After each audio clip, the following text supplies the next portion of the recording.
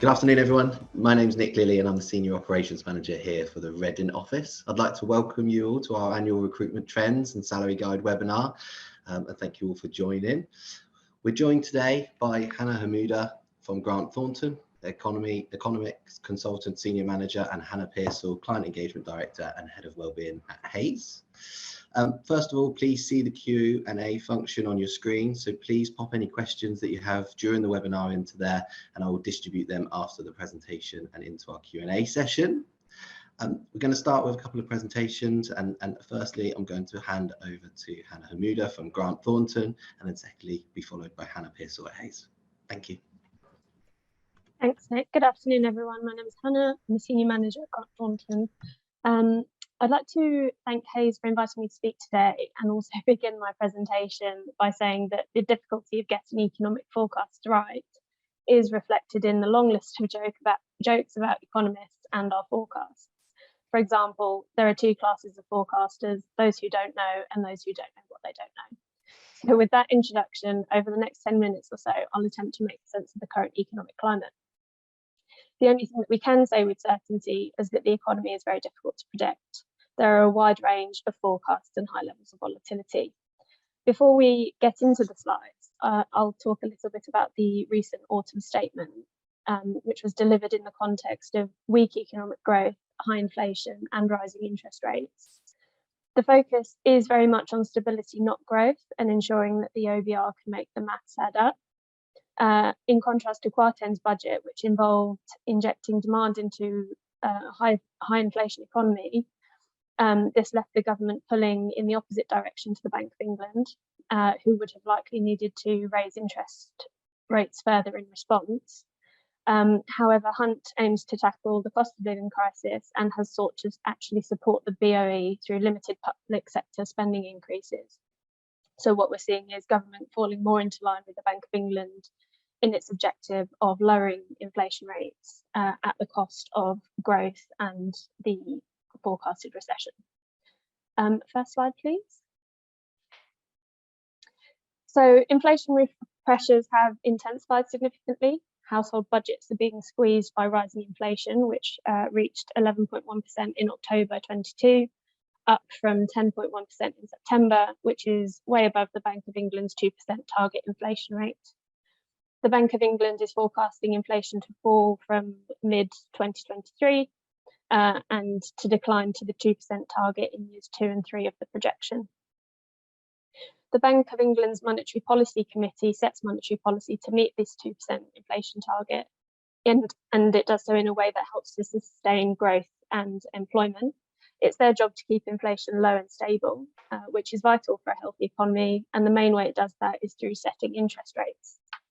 A change in the bank rate affects how much people spend, and how much people spend overall influences how much things cost.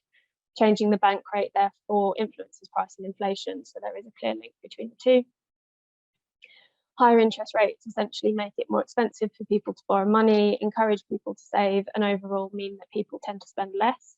If people spend less on goods and services overall, then the prices of those goods tend to rise more slowly, and slower price rises mean a lower rate of inflation. The main risks to inflation going forward are energy price rises in April and wage growth pressure. And that's not only in the public sector, but also in the private sector. This does have an impact on the potential for strikes, but that would negatively impact productivity and growth and potentially push the economy further into recession. Next slide, please.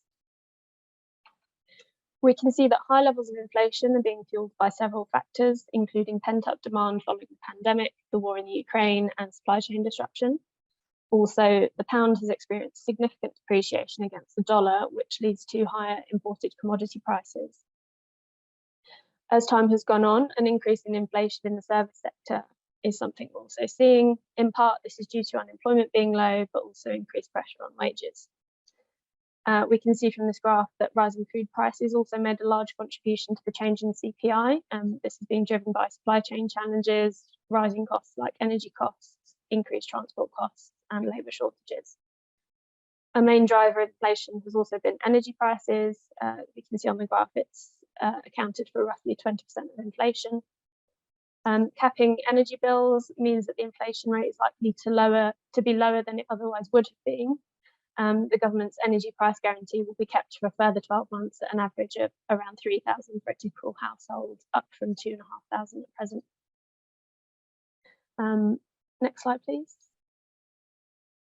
So turning to GDP, by the end of 2021, the UK economy had largely reversed the real GDP declines that it saw during the pandemic, and GDP continued to grow at the start of 2022. In terms of economic recovery from COVID, the UK was one of the fastest growing nations in the G7, but in part that may be due to the fact that our reduction in GDP during COVID was higher than many other countries. The UK is now projected to enter a recession from the fourth quarter of this year. Next slide, please. And the Bank of England is forecasting a 6-quarter recession. The increased interest rates to 3% is intended to depress spending and increase saving. Predictions are that this will reach 4 to 5% in the next year, and that will have an impact on borrowers such as homeowners and businesses. Real household post-tax income is projected to fall sharply in 2022 and 23, and that's as nominal pay growth fails to keep up with inflation, resulting in a fall in living standards for most people. The slowdown in economic growth is being driven by deteriorating economic conditions, rising energy costs, a decline in household spending and real wages, poor investment conditions, and weakening business confidence and cash flow. Next slide, please. Turning now to the labour market, unemployment rose to 5.2% during the pandemic and is now at 3.6%. This means that the level of unemployment is broadly equal to the number of jobs. A large reason for this is that the level of inactivity in the economy, as some people chose not to return to work after COVID. In a survey carried out by the Bank of England in September, 80% of companies said they were struggling with recruitment and retention challenges, stating that conditions were tight or very tight. In the same survey, demand for labour was the most cited source of challenges by companies, followed by higher pay. Next slide, please. So we can see those two factors at the bottom there. As we go into a recession, unemployment is expected to increase to 6.5%. However, to put that into context, the average unemployment rate across Europe is 6.6% currently, so that brings us in line with the rest of Europe. One implication of this is that rising unemployment might take pressure off wages. We're seeing that workers are asking for pay rises due to the cost of living crisis. And although pay is going up, we must remember that these are not real wage increases because they're below the level of inflation. Similarly, if the Bank of England can begin to curb inflation, then that reduces the pressure of the cost of living crisis on people's wages as well. Public and private sector workers are asking for higher wages, but we're unsure how businesses will react to this given budgetary constraints. What we do know is that industrial unrest would be bad for the economy, as it could lead to falls in productivity and a deeper recession, so GDP. Next slide, please. Next slide. So turning to business confidence, there is increased uncertainty, input prices and labour costs are rising. Grant Thornton undertakes a business outlook tracker aimed at the mid-market. In August, 72% of respondents were confident about the economic outlook and 75% were confident about revenue growth. This is somewhat surprising given where the economy was heading and the decreases in consumer confidence, which we will come on to next. However, businesses said that they understood their cost pressures, they were able to improve efficiencies and generally have been able to pass through costs to consumers. However, in October, only 59% were positive. This was post-budget and post-Liz Truss era. So 70% said they were taking steps to restructure operations and that they were reviewing headcount, and a similar number had been looking to improve productivity.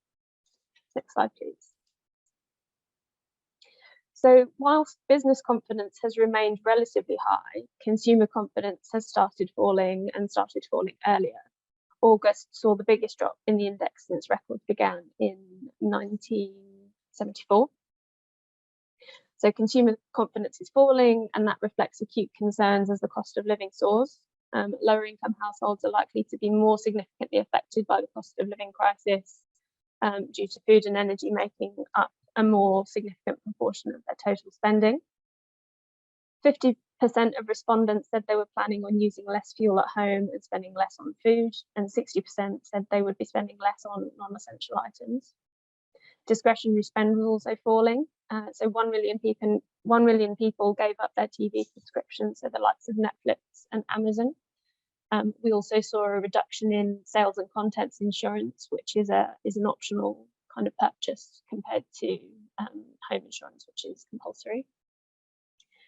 Online sales also fell in August compared to July, so that shows reducing consumer confidence. And we're seeing that consumers seek to mitigate declines in real income by spending less, saving less, or they may seek to boost income by working more. Next slide, please.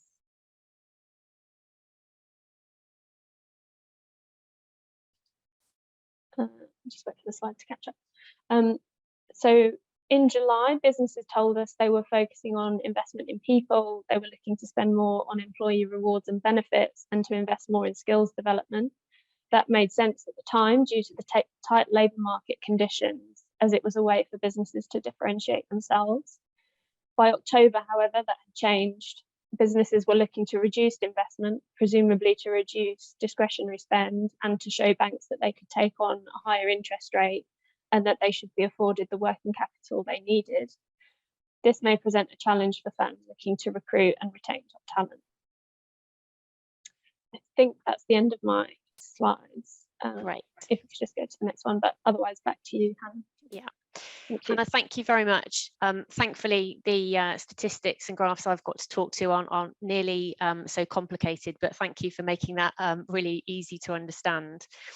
So before I talk to you about some of the key findings about this year's UK salary and recruiting trend guide, I'd like to just tell you a little bit of information about the research, because this is something we do obviously on an annual basis. Now, I can't quite believe it, but this is the 9th time that we've run this annual survey.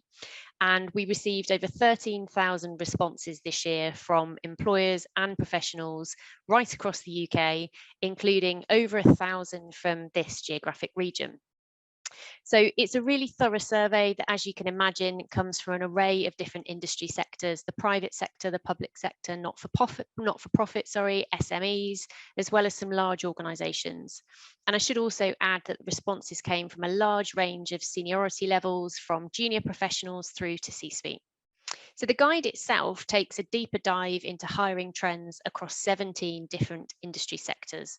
And once you begin to navigate the guide, you'll also find over 10,000 salaries for roles across the UK, as well as insight from 15 industry experts. Now, the guide has moved on from those first days 9 years ago, when we used to go out to see customers with a CD-ROM in our suitcases and leave them with our customers to upload to your computer. You'll be pleased to know that we also no longer come around with a huge book that's big enough to use as a doorstop. This year, it's a fully digital guide, and you'll be able to access that straight after today's event. So I'm going to talk you through some of the high-level findings. Now, I don't think it's going to come as a surprise to many people on the call, but organisations are facing a number of key challenges, several of which have already been mentioned from Hannah. At the moment, the most common challenge includes the impact of rising inflation, the rising cost of living, and both in terms of that as a business, but also the impact on employees. And finally, a more acute skills shortage than ever before, which clearly creates challenges in both identifying, but also in retaining talent. Now, in this geographic area, 63% of employers say that their top external challenge for the 12 months ahead will be the rising cost of the rising cost of living for their staff. Whilst internally, 62% say that they are most struck by the challenge of retaining existing talent. Now, as a result, naturally, the long-term outlook of both employers and employees towards the wider economy has taken a downward turn compared to when we looked at this last year. But despite this, hiring plans are still expected to proceed, as employers require the right staff in place to be able to meet their organisational objectives in the year ahead. Now, across the UK, 80% of employers plan to hire new staff over the next 12 months, which demonstrates no material change from what our survey told us last year. And in this region, 81% of employers say that they plan to hire in 2023, so very slightly higher than the UK average. For the rest of this tax year, as we've heard, the Bank of England are predicting that unemployment rates will stay under 3.7%, and that isn't likely to rise to 5% until fiscal year 24. So taking this into account, it seems as though the challenge with skills shortages won't be changing anytime soon. And I think it's fair to say I've been at Hayes for 21 years this year, and we have never seen a skills shortage that has continued as it has across so many different job roles as we're seeing right now. So in a trend that has continued for the last few years, organisations are struggling with widespread skills shortages. In fact, in this region, 95% of employers surveyed told us that they face skills shortages compared to 93% across the UK. Employers have highlighted that competition from other employers for talent has risen significantly over the last 12 months. It rose from 53% to 67% across the UK. And in this region, 66% of employers expect to face this challenge. So very similar to that national average figure. An example of this can be seen locally in our technology business, where on average at the moment, for every candidate who's looking for a permanent role, we're finding up to 3 offers for them to choose from. Now, one key piece of advice for navigating tougher competition is to act as quickly as you can within your recruitment process. The migration to the virtual world of interviewing, particularly at the first stage, has meant interviews are being booked in within 48 hours of engagement. Now, clearly, we're not suggesting you should rush through a process, but we are suggesting that you make sure interviews are booked within a reasonable time frame. We're seeing countless examples of candidates pull out of interviews where they're being booked too far in advance because they're accepting an offer in the meantime. And that's consistent across all of the industry sectors that we operate in. Organisations are also expected to face the challenge of unrealistic salary requirements when hiring over the next 12 months. Last year, 47% of organisations faced this challenge, but this year, 61% expect this to be the case. In this region, 65% of employers anticipate that they will face that challenge. Again, to give you some real life examples locally, a couple of weeks ago, our HR business recently had an offer for a candidate that was placed back in 2019 on 24k. Flash forward 3 years and they were declining an offer for 55k because they had 2 offers on the table for 60k. Really extreme examples, but happening all the time. The other thing that we're also seeing, you'll remember a little while ago, the public sector was really pushing to get public sector workers back into the physical workplace. And that's been really tricky because hybrid working is something which candidates are really looking for. And when you can't compete financially, you've really got to push those other benefits.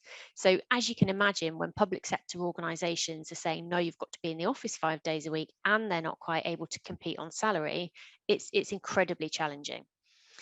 So we found recently, we've ended up working with an organisation that have found it exceptionally difficult to recruit because of those constraints. And when we managed to identify that actually it was the hybrid working element that was really making a difference, we were able to change that and help them successfully recruit. But these examples aren't unique. This is something that we're seeing daily. In a bid to address skills shortages, many employers are having to think of a plan B. So whether that plan B may be looking at hiring temporary or contract workers, or indeed outsourcing through a consultancy. Locally, I'd say this rings particularly true for our technology, finance, procurement, and HR business. We also regularly get asked about fixed-term contract engagements, but that unfortunately, in my opinion, narrows the talent pool even further. These roles are particularly difficult to fill due to the lack of benefit to the candidate of a fixed-term contract when compared to other types of employment. Across the UK, just 4 in 5 employers, so 83%, increased their salaries over the last year, compared to only 57% the year before. Pay increases are being caused by a mixture of the rising cost of living and the ongoing skills shortage. Pay increased across the UK by an average of 5.4% this year compared to 2.8% last year. Some of the highest salary increases that we've seen this year are within legal, technology and engineering. And there are certain in-demand roles where talent is so scarce and competition is so fierce that we have seen salary offers of up to 20% increases. I've already talked about the HR example on the previous slide, but there are some other sectors that we've just highlighted here where we've also seen extreme examples. We recently saw a mid-level lawyer move roles, securing a 32k pay rise in the process. In our technology business, 12 months ago, junior project managers were being paid an average of 28k. Now they're averaging 35k. And the story that tops all of the stories is a candidate that was due to start in a senior finance role over in Bristol. They were relocating from London, moving into the Bristol area and struggling to sell their house. The organisation he was moving to bought his property in order to facilitate the move and ensure they secured the candidate. I don't suppose we'll see that example very often, but that just gives you an indication of how extreme the war for talent really is at the moment. In each of these instances, it's due to fierce competition and organisations wanting to really ensure they're getting the best possible candidate in the marketplace. Now, pay is obviously an important driver for employees when considering a moving role, especially with cost of living as it is. But this isn't the only factor that matters to professionals. Benefits that are aligned to health and well-being, a positive work-life balance, and a flexible approach to hybrid working wherever possible are all top considerations. 71% of employers in this region offer hybrid working to their staff, compared to 72% across the UK overall. If you're offering hybrid working, flexibility is key. 61% of employees told us they'd be tempted to change job if they could choose how often they're in the workplace when working in a hybrid way. Now, hybrid working is certainly considered the norm, and I think we're all in agreement it's here to stay. Organisations that don't offer hybrid working often find it really difficult to recruit. Now, we have to accept that there are some industries and some roles that cannot be completed remotely, but if they can, then it's essential to make sure you have a hybrid policy in place. We found it difficult to recruit in certain industries where there's a blanket approach to hybrid working. An example of this would be a manufacturing company who imposed an on-site arrangement for their engineers, but then decided to take the same approach for their back office function. We recently registered a database executive role for a tech business where the organisation came to us after 3 failed attempts due to them not having a hybrid policy in place. The hybrid working arrangement does, however, bring its challenges in part. Many of our customers have commented on the challenges on the extremes of demographics within the workplace. More senior and management level staff want flexibility, whereas sometimes at the more junior end, employees have commented about the desire for social interaction and career mentoring that they only really get when they're in the office. Hybrid working is therefore a difficult balance to get right, but not having a hybrid policy is evidently worse. Employees in this area also want to work for organisations that embrace diversity and inclusion, that take active steps towards sustainability, and have a strong sense of purpose at their core. If you're not able to demonstrate this when you're hiring, you will lose out on prospective candidates. From a sustainability point of view, I've seen this firsthand. I'm sometimes involved in interviewing individuals for recruitment roles at Hays, and I'd say that we get asked about what our approach is to sustainability, probably in about 50% of cases. Amongst our customers, the larger law firms and tech firms are especially looking to show that they're going above and beyond in their commitment to sustainability. Taking that a step further, there's now an annual award at both the Regional Law Society Awards and the recent Thames Valley Tech Awards, highlighting the steps that firms are taking to really evidence their green credentials and their commitment to sustainability.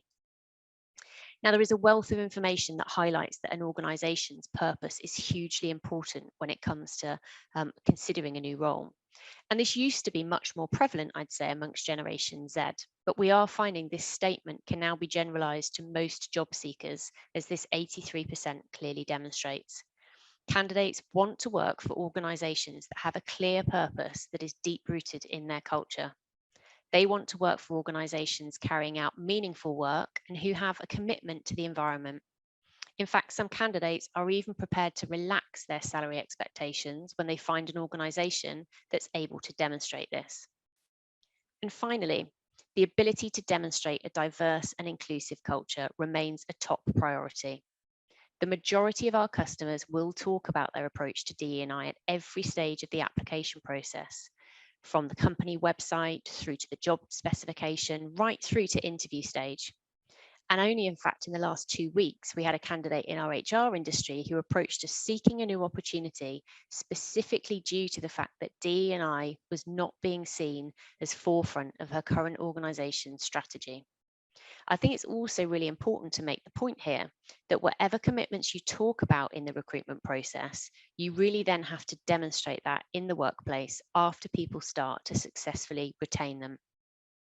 So that's been a real whistle-stop tour of some of the key highlights of this year's guide. As I mentioned at the start, we will send you a link to access the full findings after today's event, so keep your eye on your inbox for that. What I would say is this is a high level of the overview findings, and your local consultant will be able to shed much more light by industry and job sector if that would be of more interest. So please don't hesitate to reach out. I'm going to hand over to Nick now, who I believe has been keeping an eye on any questions. So I will stop sharing my screen. Brilliant. Thank you, Hannah. And thank you, Hannah, 2 excellent presentations there. So much appreciated, and certainly got a few questions coming in, which is brilliant. We'll start with some of the ones that got submitted during registration, and then we'll move on to the live questions. Quite a few similar ones, actually. So let's start with the cost of living. A couple of questions here around, interested to know what the most popular approach is by employers regarding cost of living crisis and how employers are helping their staff. Hannah P, you touched on this. Do you want to take this? Yeah, of course. Yeah, so part of my role at Hays is head of wellbeing. So financial wellbeing has really come to the forefront, I'd say, in the last 12 months in terms of what we can do to try and support employees at such a difficult time. And the first piece of advice really in terms of how to support people is talk about it. I think storytelling is incredibly powerful here. Getting employees together, showcasing what you might already have in terms of benefits. I know certainly when we started working on this internally at Hays, we realised that quite a lot of the benefits that we offered could have an impact from a financial perspective. So whether that's season ticket loans for travel, or whether that's lifestyle discounts, will writing service, cycle to work schemes, all of these things that actually had financial implications when we started to unpick them. So I'd urge people to firstly have a look at the existing benefits that you have, make those easily accessible for employees and clearly laid out so they can understand how that impacts them financially, and get people together and talk about it. We hosted a cost of living webinar probably about a month ago now, I think it was, where we invited employees from the UK and Ireland to join a call to talk about what people were doing to try and make their money go a little bit further. And I was completely astounded by the level of engagement on that call, and employees from all areas at all levels were sharing just really useful hints and tips on what people are doing. Because I think it's fair to say that this cost of living crisis is impacting everybody. It's relative. It doesn't matter whether you're a high earner or a low earner, there is an impact. So this is something which is universal. How it impacts might be differently, but it impacts nonetheless. We're also seeing some organisations at one end of the spectrum doing things like one-off cost of living payments for staff. My personal view is, whilst nobody is going to complain about an extra couple of £100, it doesn't necessarily fix the problem. It's a little bit of a sort of sticking plaster fix for now, and won't help them pay their electricity bill come the end of January. But you could consider redirecting budgets. So, for example, Christmas parties. Could you not do a Christmas party this year and maybe give employees vouchers instead? And I'd also say look at free resources, because cost of living is clearly also affecting us as an employer. So we don't have endless pots of money to spend on initiatives, but there are some brilliant free resources out there on financial wellbeing. So charities like Step Change, for example, which is a debt charity, can be incredibly useful. So it doesn't have to cost a lot of money, but I think my key advice there would be look at what you've got already in terms of benefits, open up dialogue about this, and be ready to signpost people to both your internal and external resources. Brilliant. Thank you very much. The next question goes quite hand in hand. So how can employers retain staff or hire more if they don't have the financials to increase salaries to compete with the ever-changing financial markets, which is obviously now very candidate-led? So Hannah, do you want to take that one again?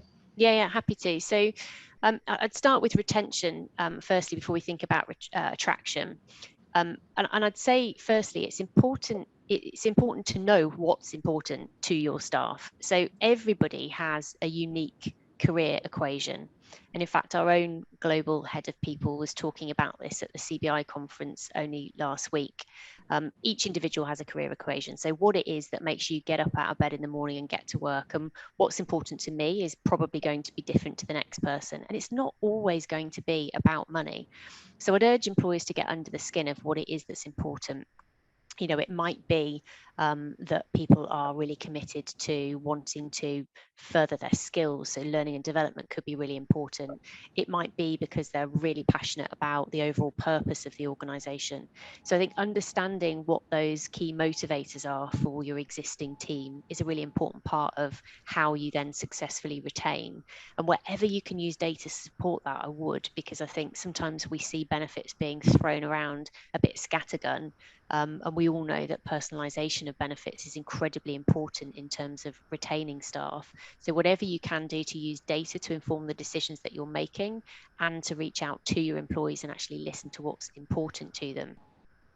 Moving away from thinking about just pure salary, and this applies when you're thinking about talent attraction as well as retention, start thinking about total reward. We know, as we saw in the slides that I presented, that purpose is more important than ever. So are you really showcasing what your purpose is, what your values are, how they tie together the work that you do on DE&I, sustainability, how you protect and promote employee well-being, which charities you support? All of these things might turn the head of a prospective candidate who's looking on your website. You know, is all of that information available on your website or in your annual report or in any other sort of public domain about your organisation? I'd also say, is it easy to apply when you're thinking about talent acquisition at the moment? Because, as we said, it's a candidate short market. You don't want your job to be difficult to apply for. And when I talk to customers about their recruitment process, quite often they've never tried to apply for a job in their own business. And it's an interesting exercise to do. Go onto your own website and apply for a job. Sometimes you will be totally surprised at how difficult and complicated and convoluted the systems are that we think are going to make things easier and better, and they actually don't. So, you know, take the time to do that, to actually see how easy it is to apply for a job within your own organisation. Good answer. And a couple of good questions now, actually, that leads us on nicely around the difference between public sector and private sector and attracting talent in the public sector. So I'll take this one there was a question. I'd like to hear more about the attraction strategies, and particularly in the public sector. We recently have delivered on a big campaign. It lasted just over a year, where we had to fill 80 technology roles across a central government organisation. It took us, like I said, 13 months to fill those positions, but they'd been vacant for nearly 6 years and growing. The roles were paying 20 to 25% below market rate, but that wasn't the main reason that they struggled to hire, and the mitigating factor which enabled us to really hire the roles and find the suitable people was the change in process, which you've just alluded to there, Hannah, that recruitment process. So we completely changed up the application model. You know, no more cover sheets and application forms. It was much more sort of CV led and interview led. It was a one-stage interview, but within that interview there was multiple parts of the interviews and feedback within 48 hours, and we sped the process up hugely, working obviously in line with the legislation, but more importantly it meant that the organisation and the candidates felt more engaged through the process, and candidates need that. If they aren't, not all candidates are looking for the most money and everything else. They want to feel engaged with that particular organisation, and if an organisation is coming back to you within 48 hours and showing an appetite to change, that's a huge success point. So if you are struggling, and if you have you know, if you're not paying quite the market rate, or you know that there's a little bit of a gap there, what I would recommend is partner with an organization, but more importantly, look at different recruitment solutions. It might be a search appetite, it might be some branded advertisement, it might be advertising elsewhere, but more importantly, getting that engagement with your candidates and trying to speed that process up is definitely a key factor with that. So that's hopefully answered that question. Number 4, I think another one here, this one will be for you, Hannah H, a little bit out of my remit. We are seeing a huge increase in labour costs. How long can this trend continue given the fact that we are in a recession, and are we likely to be for at least over a year with inflation? Yeah, it's a good question. I think given some of the trends we're seeing, so I think the two kind of key ones are, you know, unemployment is rising somewhat, and that should take some of the pressure off the tightness of the labour market, and hopefully also be reflected in sort of the pressures on wage growth as well. I think the second key component is the cost of living, and I think, you know, if the Bank of England has revised down its forecasts such that inflation should kind of converge more to the 2% target in the next couple of years. And I think that should also help to alleviate some of the pressure in terms of people facing the cost of living squeeze and demanding higher salaries. To the extent that those are forecasts, you know, we're sort of optimistic that could kind of help take away some of that pressure, but they are just forecasts. And in reality, sometimes when prices go up, they don't often fall either at all or at the same pace as inflation falls. So I think pressures are likely to persist for the next 6 months to a year, but I think if the economy heads in the direction that we're sort of predicting that it will, those pressures should begin to ease slightly. Thank you very much. Next question, just if we could use the Q&A box, that'd be great. Unfortunately, we can't unmute participants to ask any questions, so if you've got your hand up, please pop any questions in the Q&A box. We'll try to get through as many as possible. We've got one around IR35 here. So with the uncertainty in IR35 legislation, are you seeing a trend in contractors still looking to become permanent? And if so, what is the salary implications of this? I'll take this one. And I guess there'll be no quick, easy answer, but I'll answer it in 2 parts. Firstly, hopefully some of the uncertainty around IR35 should be easing, as there's no rule change and that won't be happening. So I guess in answer to the second part of the question, yes, we are seeing more seasoned contractors apply for jobs. I think some are getting frustrated with the 3, 6, 9 months job roles that they've been taking and not necessarily seeing the financial rewards of it. What I would say to that is lots of them are then coming back onto the market as a contractor and looking for contract roles when they do appear. So if you see an increase in seasoned contractors applying for your permanent positions, by no means, you know, discount them, but I would just make sure that you ask the right questions to ensure that they're making the transition for the right reasons and not necessarily just because of being in or out of a contract. We had a couple in there about IR35, so hopefully that helps. We've got one around sustainability. So what are the practical things businesses are doing now to show commitment to sustainability? Hannah, do you want to take that one? Hannah P?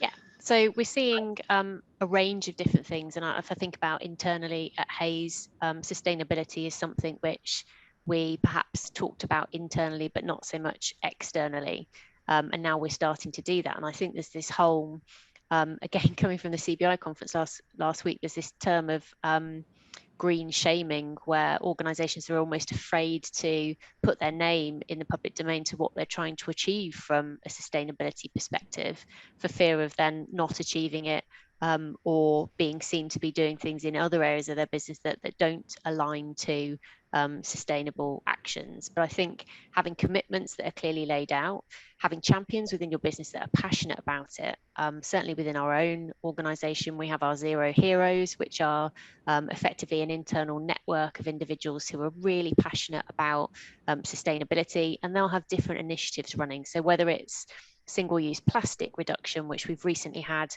a real push on, which also involved offices having to build something out of the single-use plastic that they'd collected over a certain time frame.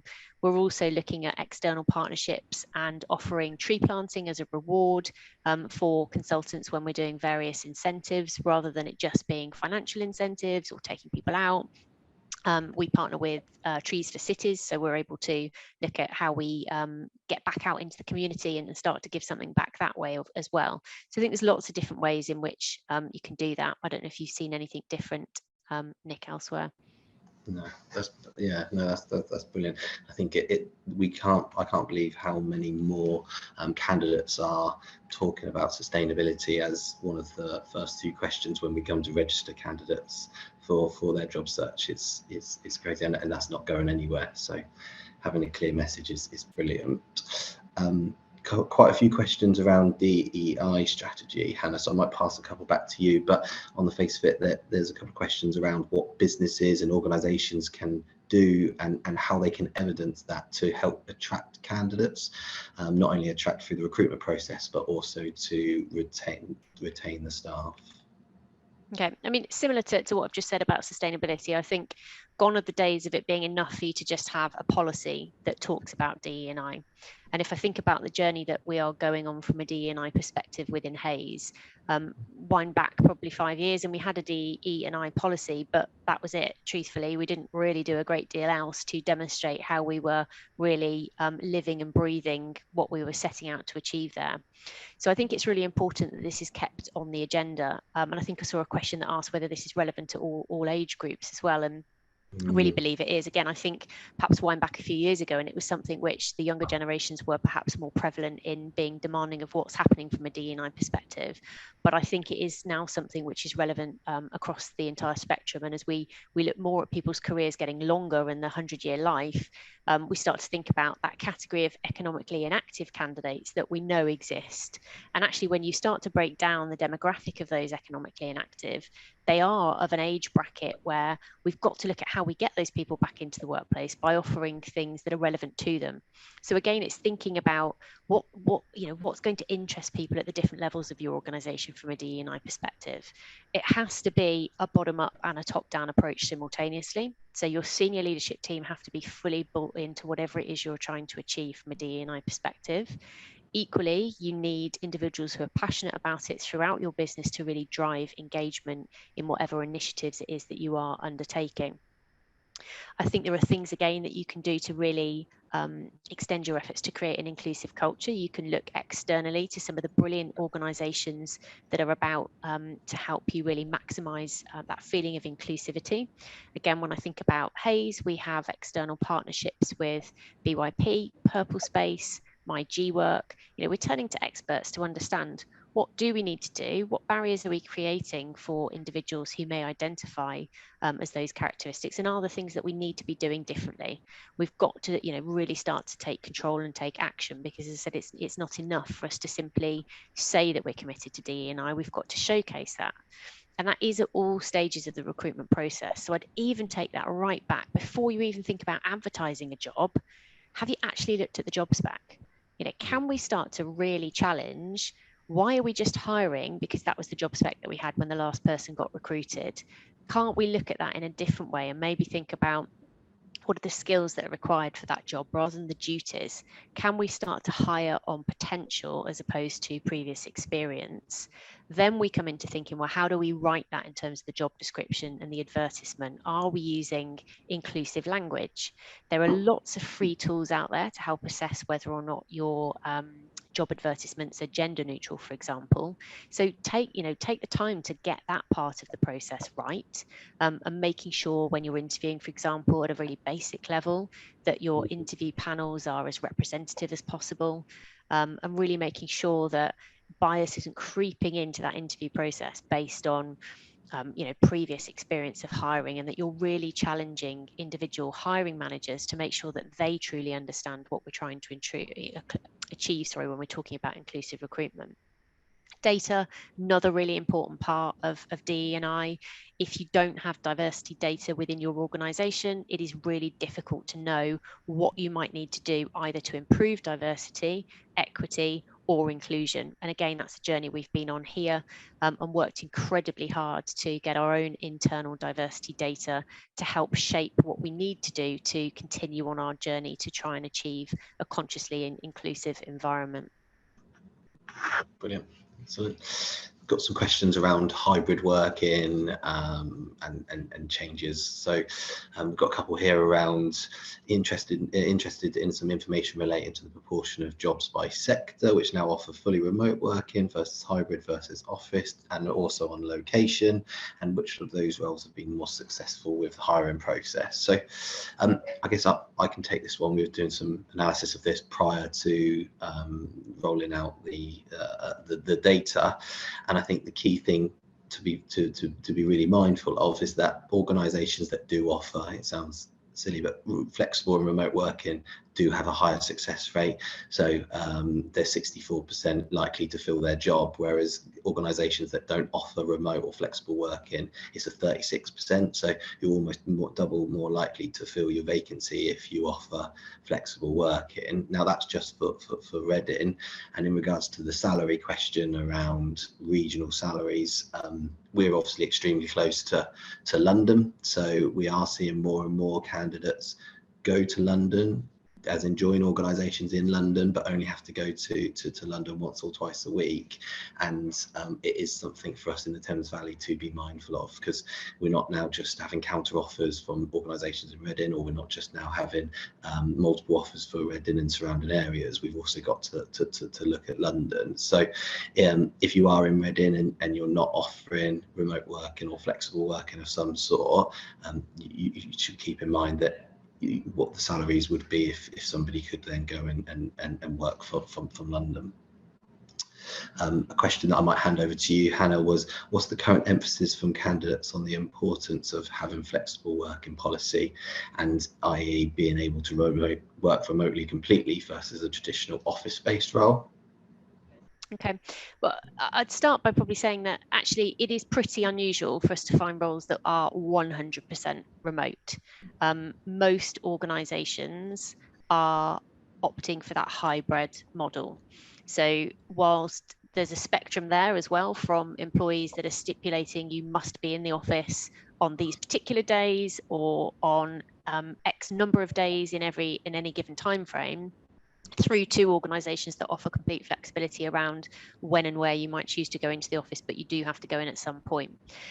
It's really high up on candidates' agenda. And coming back again to thinking about the DE&I lens, it's really important. There's a lot of research out there to back up the fact that since we've all gone through this enormous experiment during COVID of having to work remotely, there are some groups of individuals within our workplaces that have benefited no end as a result of that flexibility, and actually are achieving much better outcomes in terms of their work, productivity, and more importantly, work-life balance and well-being. And clearly flexibility plays a huge part in that. I would also say that when we talk about flexibility, we are not just talking about, yeah, you can work from home 1 or 2 days a week. There's lots of other ways that you can be flexible. You can look at compressed hours, you can look at reduced hours, you can look at job shares, you can look at 4-day week. I've seen a couple of questions come into the chat about 4-day week, which is, is a hot topic at the moment. There's obviously lots of experimentation, for want of a better word, going on at the moment with a number of different organisations. And on the face of it, the outcome of those experiments appears quite positive. However, anecdotally, I was only speaking to somebody this morning who works for an organisation that are now offering employees the opportunity to take Friday afternoons off with no impact on pay. And she was saying, actually, she thinks the take up of it has probably been about 70% of their employees are taking Friday afternoons off. But to be honest, she said, that's more of a, finally, it's an official rubber stamp on what's kind of been happening anyway, because mostly on a Friday afternoon, people weren't necessarily 100% productive. So it actually hasn't really had that big a change. But those that are formally opting to take that 4.5-day week, bizarrely, well, not necessarily bizarrely, but are in the younger age demographic who are perhaps having greater expectations around the 4-day week becoming, a kind of normal option to choose from. You took the question. That was one of my next two questions. So there you go. Okay, interesting. And do you think the 4-day week is here to stay? If you was going to put, how long? I think I don't know is the very short answer to that. I think there's a lot of considerations that have to be taken, and certainly for organisations that are trialling it. And as I say, some of the conversations I've been having with people that I know are in that environment, it's not as simple as just saying, okay, everyone work 4 days a week. Clearly, if you're in a service-based industry, you still need somebody to service your customers on the day when nobody's there. So how do you make that work on a practical level? And that's not to say it can't be, it can't be achieved and it can't be successful. But I think what may end up happening is that people are just even more frazzled than they currently are, because they're trying to fit their 5-day workload into 4 days. And actually, that might not end up being particularly beneficial to anybody. No, understood. And the question just came through about 4 days. Does it mean compressed hours? No, the organisations are trialling same working hours for your 4-day week, and not compressing the 5 days into 4, so just an extra day off each day. But Hannah H, there's a question for you on here, just regarding, in your opinion, what can business do to prepare for happier times, to maximise growth in the economy when growth does return in the next 12-18 months? Yeah, I think businesses, to my knowledge at the moment, are very much in sort of, where can I reduce costs? Where can I create efficiencies? Where do I need to make cuts in order to kind of meet the interest rates on my loans and things like that? And, how do I kind of meet these challenges of increased wage pressures, staff shortages, all of those things? I think businesses are very much in a mind frame of, how do we get through the recession? I think it's probably worth having a view towards, if things do pick up and as the economy begins to recover, what do I need to have in place? So, if I make these cuts today, how can I ensure that I'm in a position in, I don't know, a year or two's time to be able to really capitalise on growth? And that might be that, when you're making these decisions, you have the current environment in mind, but you're also having a view to the fact that things could pick up. Okay, brilliant. Thank you. Trying to get through as many as possible. We've probably got time for a couple more questions, which is great. There was a question in the live comments about how do candidates feel about preparing for an interview when only allowing a short presentation period, and if only offering an interview within 48 hours. I don't mind picking this one up. I'll be honest with you, we've seen more pushback from candidates over the last sort of 12 to 18 months about interviews happening at a shorter time frame and not the preparation there. I think that's partly down to the fact that they're getting a lot more interviews and a lot more opportunities within the market, so it can be more picky.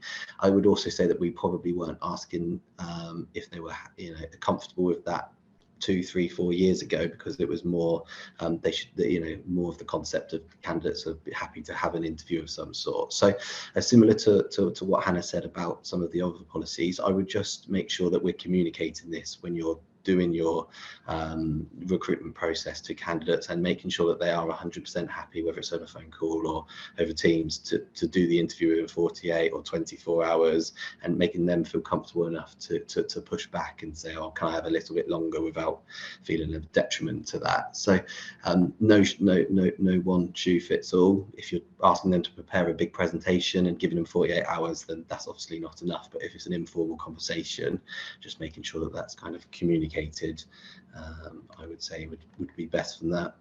A couple more very quick questions, and then we'll wrap up. Cost of living bonuses was a question on here. So instead of salary increases, what's the thoughts on that? And Hannah P, that might be best for you to pick up. Yeah, I think I touched on this before. I think, you know, nobody's going to complain about having a couple of extra £100 paid to them, clearly, but I see it very much as a short-term sticking plaster kind of solution, and that actually, from a financial well-being perspective, you are far better off looking at the ways in which you can help upskill and educate your workforce when it comes to financial well-being and education. There was quite an alarming statistic shared at the CBI conference last week that 1 in 3 adults of working age in the UK are financially illiterate. So actually, far better that we teach people how to make their money go as far as it can, to manage their money effectively, to budget, all of those great things that we know are really important, but we weren't taught at school, and some people just don't, you know, just never get around to sort of working that out. So I think there are better ways to support individuals, but clearly if you have the budget to do that, then I'm sure your employees would be delighted. Excellent. There's a couple of specific ones in there regarding sort of engineering and manufacturing. I think you covered off quite a big piece on that, but there was one in there in particular about, do you anticipate engineering and manufacturing salaries to continue? So all of the areas that you said earlier that had increased, technology, engineering, manufacturing, etc. Do you see that increasing over the next 12 months? Hannah P? I think, you know, based on everything we've discussed, I think there has to be a limit to which salaries can continue to increase moving forward. But right now, as long as the demand for that talent continues to remain as fierce as it is currently, then we will see that, you know, continue on that trajectory for the short term. Who knows when it will settle down? Of course it will. It can't carry on forever.